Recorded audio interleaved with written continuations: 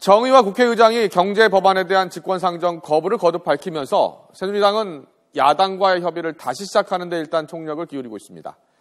새정치연합에서는 안철수 의원 탈당 이후 비주류 의원들이 처음으로 동반 탈당했고, 여기에 맞서 최재성 본부장이 불출마를 선언하면서 문재인 대표의 힘을 실어주고 있습니다. 국회 취재기자 연결합니다.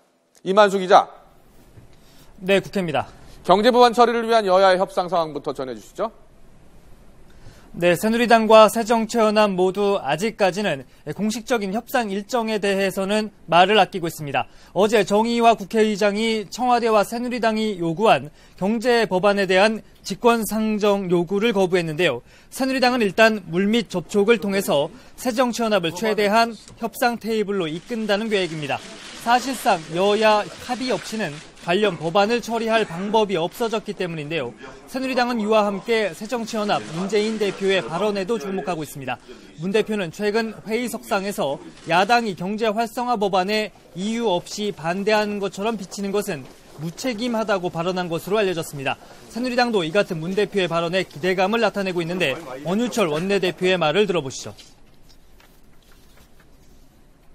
오해를 하거나 이해가 부족한 부분에 대해서 좀 해소가 된 것 같아요. 예. 그래서 조금씩 좀 간극이 좁혀지지 않나 이렇게 저는 기대하고 있습니다.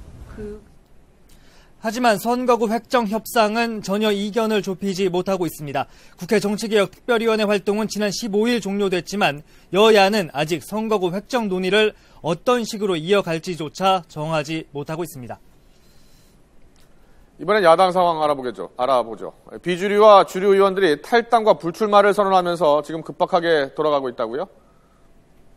네, 그렇습니다. 먼저 비주류에 속하는 새정치연합 문병호, 황주홍, 유성엽 의원이 오늘 오전에 국회 정론관에서 기자회견을 열고 새정치연합 탈당을 선언했습니다.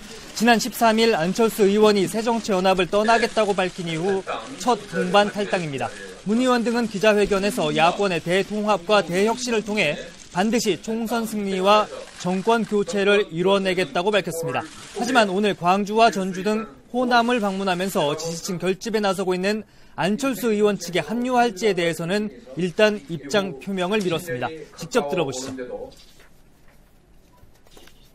앞으로 어떤 길을 갈 것인가는 충분한 논의를 거쳐서 구상을 한 다음에 발표하겠다는 것을 말씀드리고, 비주류의 탈당에 맞서 문재인 대표의 핵심 측근인 삼선의 최재성 총무본부장은 내년 총선 불출마를 선언했습니다. 큰 변화에는 더 큰 헌신이 필요하다면서 자신이 가진 것부터 내려놓고자 한다고 강조했습니다. 최 본부장의 말입니다. 큰 변화에는 더 큰 헌신이 필요합니다. 우선 제가 가진 것부터 내려놓고자 합니다. 혁신 작업에 속도를 내고 있는 문재인 대표에게 힘을 실어주기 위한 결단으로 해석되는데요. 최 본부장의 불출마에 따라서 문 대표를 중심으로 한 인적 쇄신 역시 속도를 낼 것으로 보입니다. 지금까지 국회에서 YTN 이만수입니다.